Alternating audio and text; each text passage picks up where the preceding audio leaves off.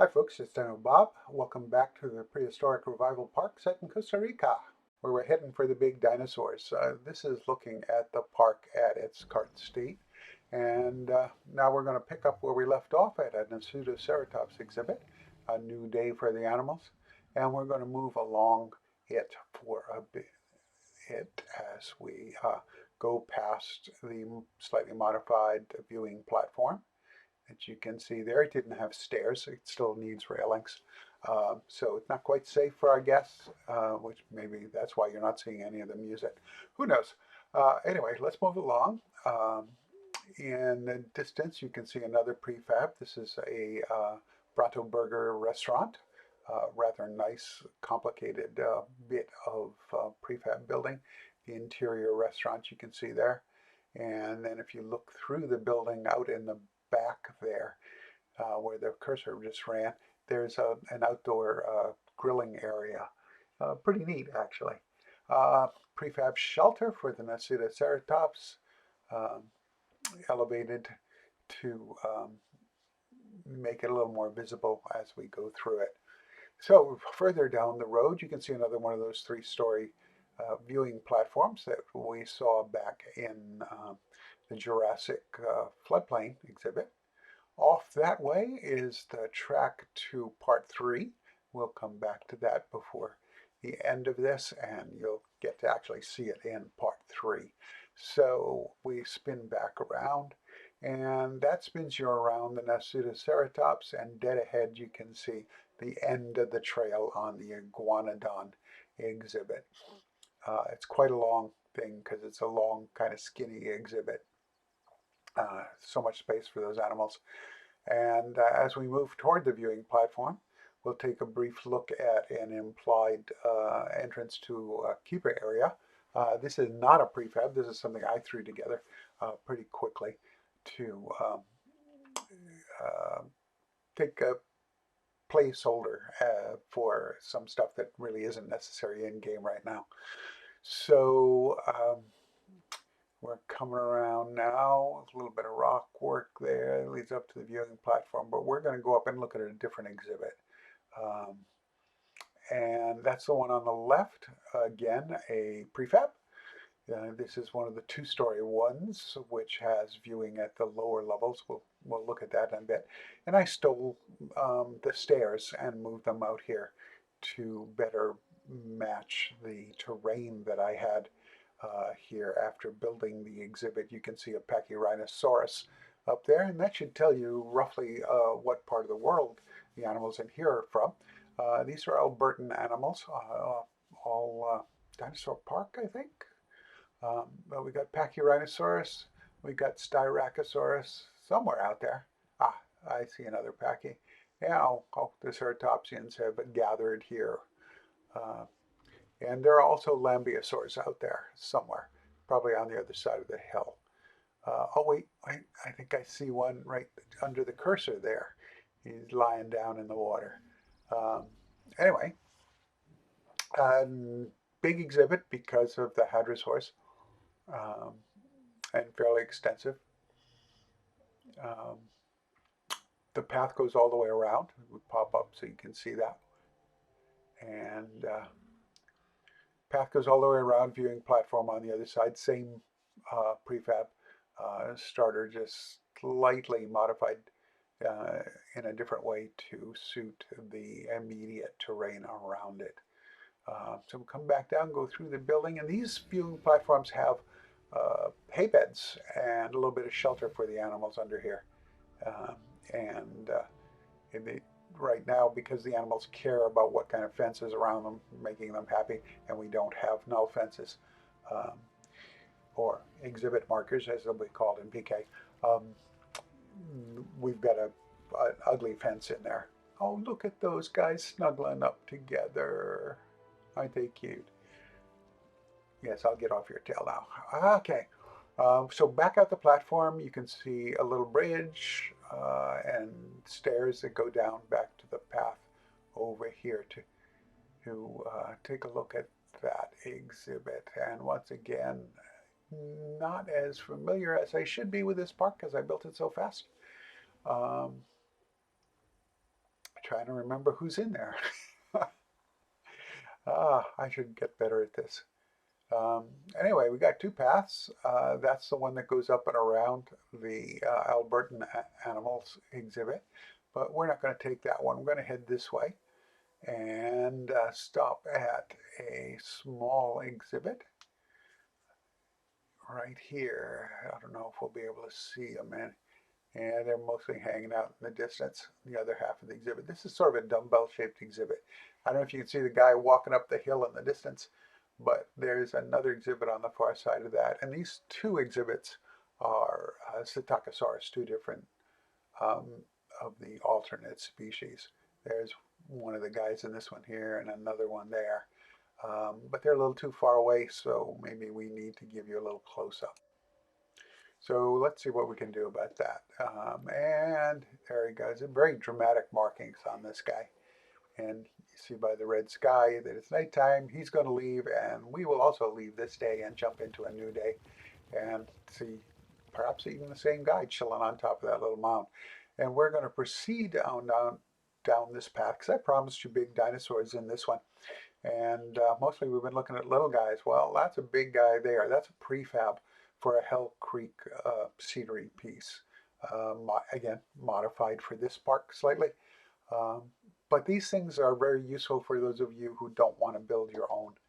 I mess with some of the rocks out in front and the plants. And this is also a restaurant, a T-Rex cafe restaurant. And I mess with it as well, adding those little 1 meter high walls on either end of it. Helped it suit its terrain. And we're looking into an exhibit here for Triceratops. There are two species of Triceratops in the game, Process and Horridus. I think this is Process. Small group of them living in this exhibit. We will see the other species a little bit deeper into the video. Anyway, so kind of a look through the fence exhibit here, not terribly creative. More plants in the road. I told you those gardeners, man, they just don't do their jobs. So we're heading down into Hell Creek proper. We're walking alongside the that Triceratops exhibit that we just peered into. So moderately decent peaks in there, particularly with the wire fence. I don't see any dinosaurs up in this section, but you know, it's a zoo. You expect that sort of thing.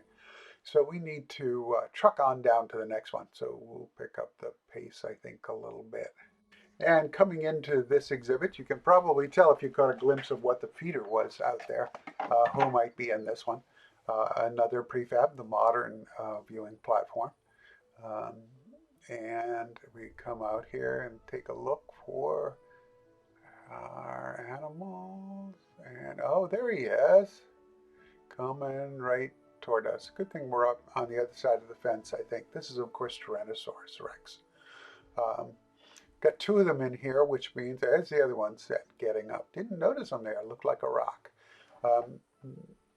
They need pretty much twice the space for two of the animals. In this case, they like their elbow room. So, you know, two feeders, two animals. And I guess when breeding comes in, maybe they'll get together. Meantime, we need to be about our own tour of Hell Creek.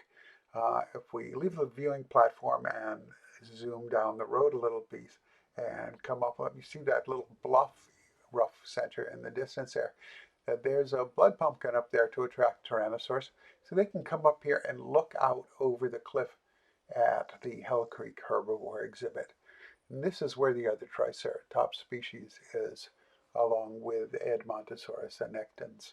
And they, of course, are not going to be at this end of the exhibit. So we're going to have to take a launch off a platform here and fly over and see if we can find them, right? You ready? Let's go. Zoom.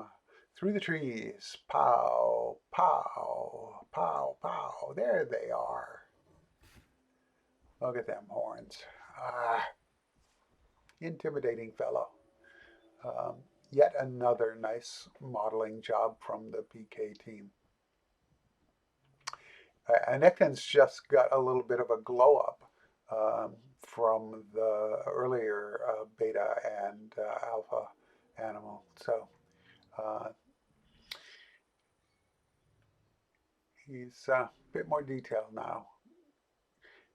So those are our animals. Again, this is not one that's had a lot of attention. I imagine eventually a car tour through there, and maybe I'll improvise that. And we're flying over the park trying to get back to where we should be heading for our next bit.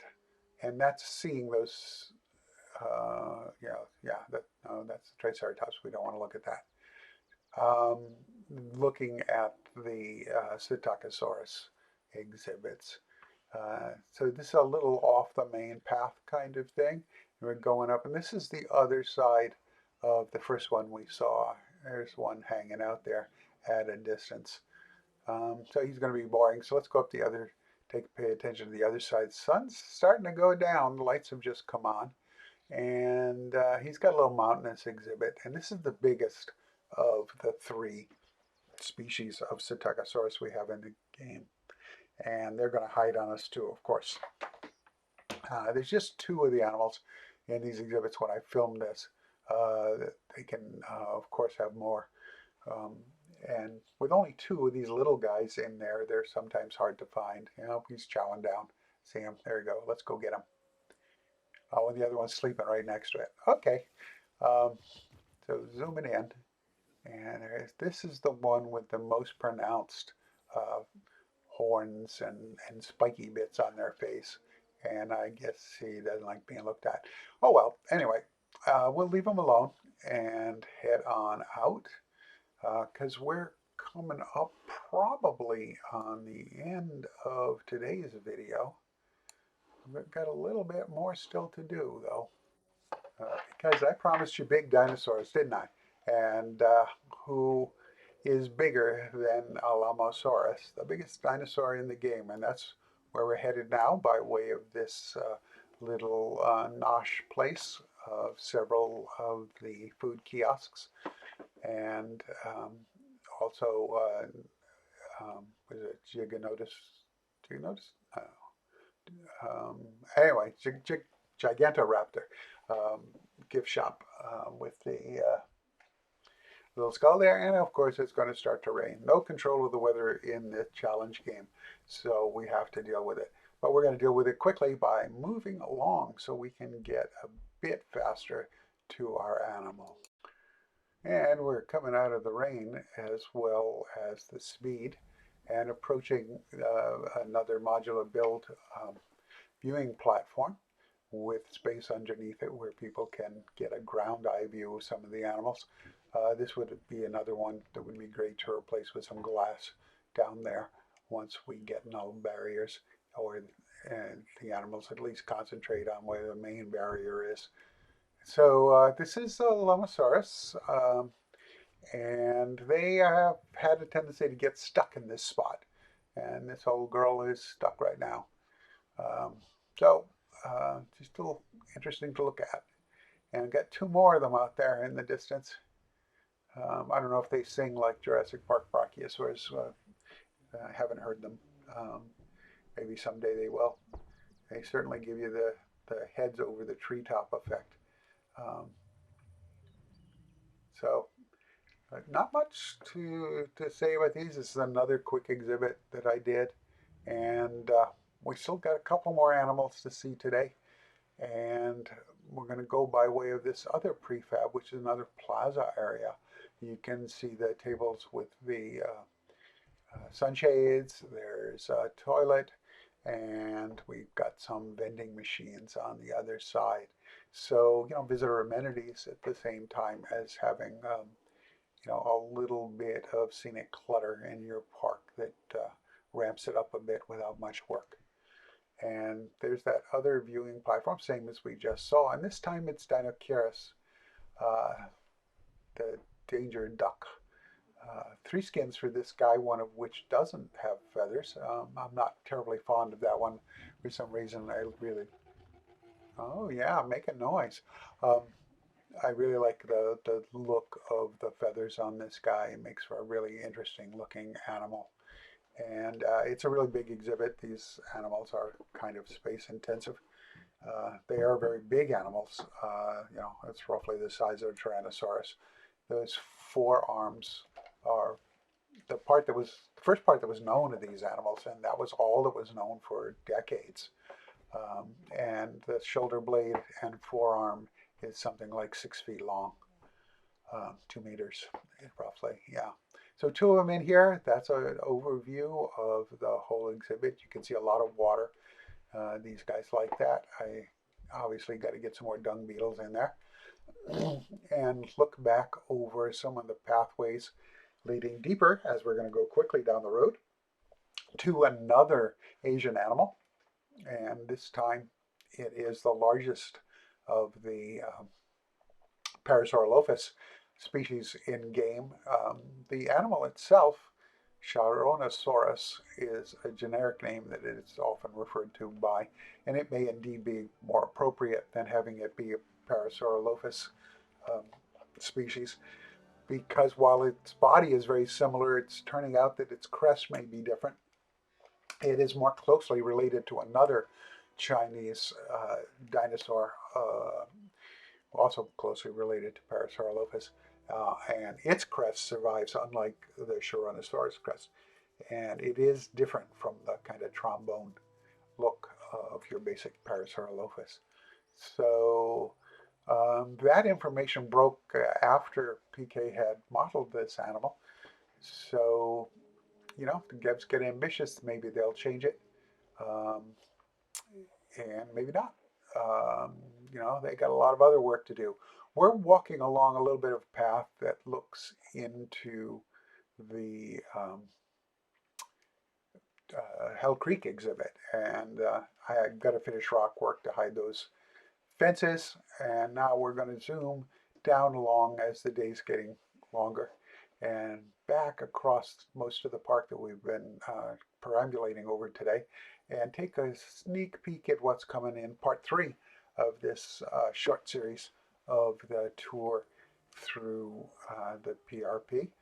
And I'll see you guys in the next one, which will be dropping shortly. Y'all take care. Be good. Bye.